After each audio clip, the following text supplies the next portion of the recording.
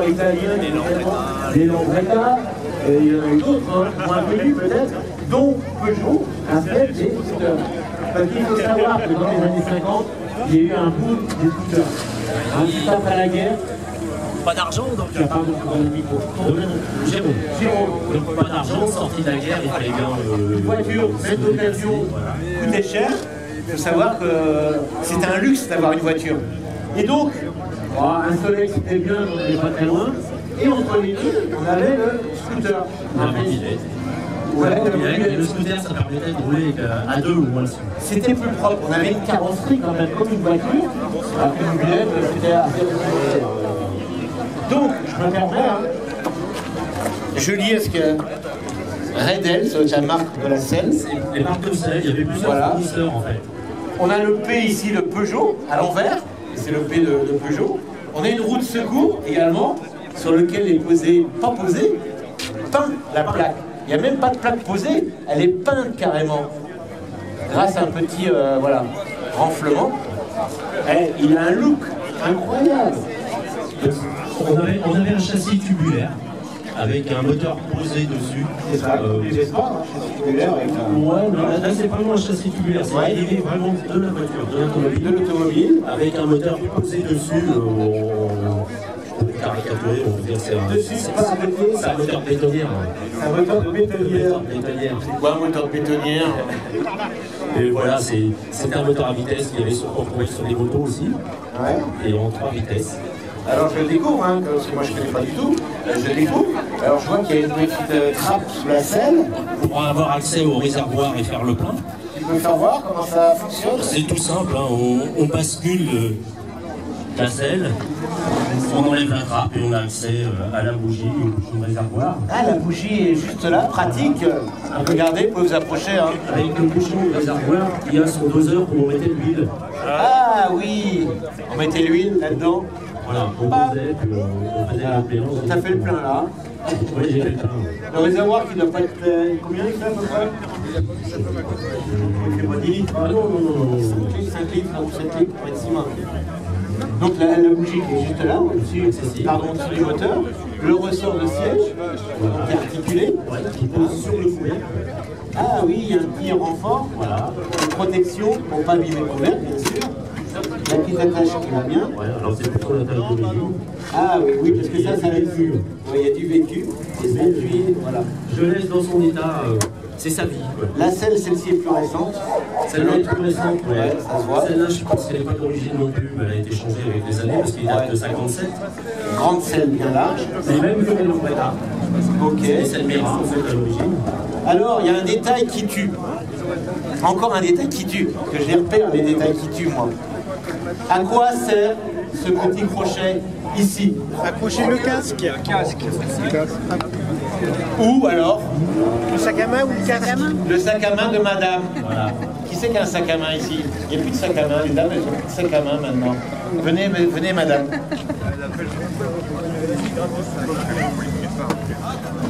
Oui, tenez, montez dessus. On peut faire un tour. Ah. Votre sac à main, mettez-le là. Voilà. Ah oui, il est accroché. Non, pas là. Ah oui, mais il n'y a pas de... non. Voilà. Parce que les sacs à main, à l'époque, il n'y avait pas de grande bandoulière. C'était juste un petit sac à main. Et on pouvait l'accrocher. Les dames faisaient ça. Mais ça peut aussi accrocher, bien sûr, avec un casque également. Et regardez là, on a une petite pochette. Ouais. Voilà, le nécessaire de réparation éventuellement, si on crevait ou autre rajout d'huile ou autre chose. Voilà. Et vous va très bien.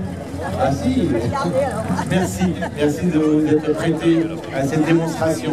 L'inconvénient par rapport à la première génération, celui-là c'est la dernière génération des S57. Alors quelle année? Celui-là est 57. Voilà, c'est la dernière génération. La première génération, le S56 qui est apparu, oui. On avait l'embrayage qui était au pied. Et devant, par contre, on avait un coffre qui ressemblait au coffre des 203. Alors, j'en ai déjà présenté un comme ça. Avec un gros coffre. Avec le gros coffre. Ça fait un peu bulldog. Voilà. Et qui reprenait les lignes de la 203. Ah oui. Et on reprenait, il y avait quand même quelques pièces qui étaient issues de l'automobile, de la 203. On retrouve encore la tirette de starter. On retrouvait des baguettes de 403, 203. Ah, il y a autre chose. Moi, je pensais que Citroën avait inventé les phares dirigeables. Vous savez, les phares qui tournent sur les DS. Non, non, c'est Peugeot. Regardez, quand vous prenez un virage, le phare éclaire le virage. Ah, le petit clin d'œil encore, c'est assez marrant. Il a une bouille, hein, il est très très chouette. Alors, le logo est superbe. C'est le logo de l'époque, regardez bien. Peugeot. Alors Peugeot, c'est où? Peugeot, c'est où? À Sochaux. En France, c'est où? Sochaux. Bien, Sochaux. Et ça se trouve dans quel département? 25. 25, c'est quoi 25? Le Houdou. Le Doubs. Oh, vous connaissez? Ah bah oui, je suis du Houdou. Oh, donc vous connaissez bien Peugeot? Oui. J'avais un oncle qui avait une Vespa C'est vrai? et qui montait de Besançon jusqu'au-dessus de Morteau avec sa Vespa. Morteau, je connais bien. La saucisse. La saucisse. Ah ouais, je connais bien la région. Je connais très bien la région. Mais il arrive de Besançon. Sochaux, on a créé une ville autour de l'usine et une équipe de foot également qui a fait connaître Sochaux pour ceux qui n'étaient pas spécialistes. Et Sochaux, voilà, le cœur de Peugeot est là-bas.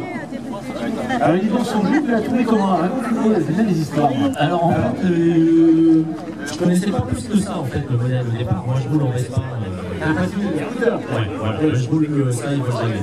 Oui, Sauf que j'ai un Vespa grand avec lequel je roule tous les jours, je roule tous les jours avec. C'est peut-être certains qui vont doubler ou forcer. Un Vespa de 60 blanc qui prend la 4 voies, la rocade, qui prend tout. Avec moi comme casque. Qui roule tous les jours avec un casque blanc avec des fleurs d'hibiscus.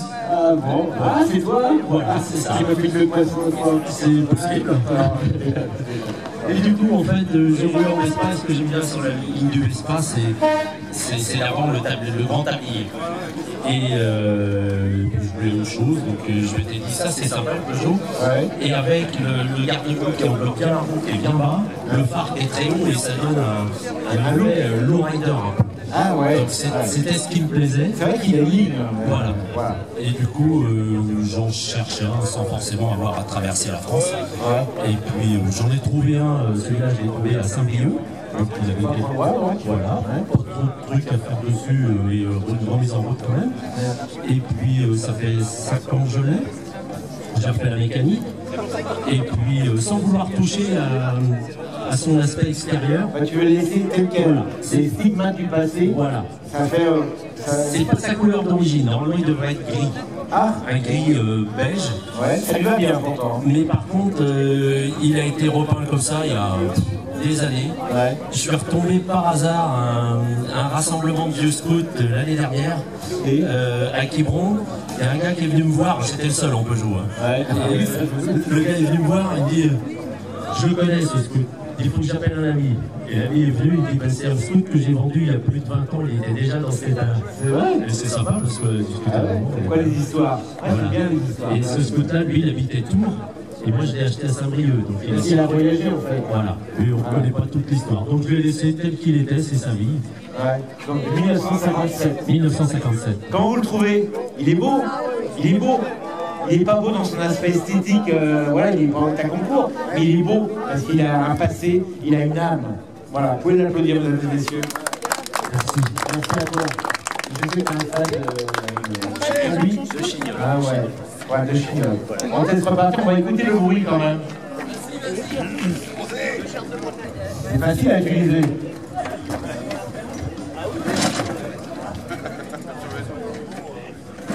Ah bah c'est Peugeot. Hein. Oh, c'est l'essence moderne. Voilà. Mesdames et messieurs, bravo à lui.